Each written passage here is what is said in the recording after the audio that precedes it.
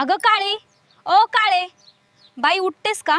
माझा अंगावरचा घाम बघ, सकाळपासून धूळ झाडते मी. उठते. आत्या काय सांगू, रात्रीपासून अंग फार ठणकतंय, जरा तापही आहे बहुतेक. अगं हे तर बरं झालं, आज तरी घरात शांता मिळणार म्हणा. आत्या मग आज कावळा उडेल का?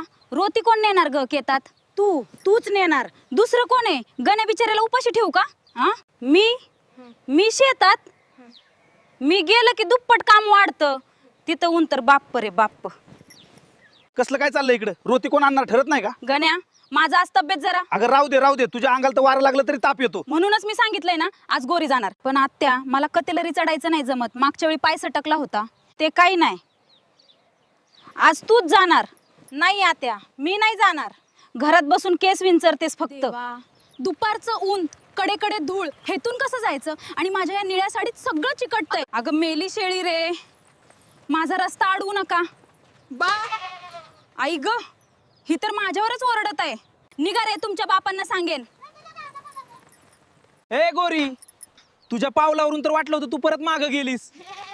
अहो उन्हात माझं नाक जळलं. रस्त्यात शेळ्या कोंबडे पोरत, मला वाटलं गावकऱ्यांनी कट करून ठेवलंय. अगं कधी कधी कष्ट केलेलं पाहिजे. काळी बिचारी रोज येते. आत्या मी नाही जाणार पुन्हा. माझ्या अंगावरच्या साडीचे रंग सुद्धा बदललेत उन्हात. अगं ठीक आहे रे, आजचं बघू, पण खरं सांगते, तू गेलीस म्हणून गोरी, कळलं ना?